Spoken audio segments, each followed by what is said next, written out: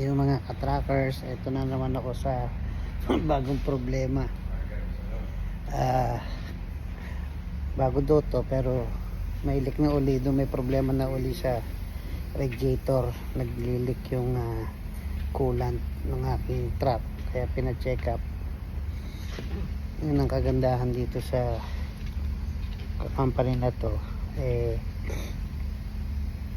simple, pero pinadala kagad ako sa sa lab, at least sila magbayad, diba? Yun, kaya maganda rin ng nagse-service agad sila, hindi katulad dati kailangan ko pang anyway, at least mabait naman sana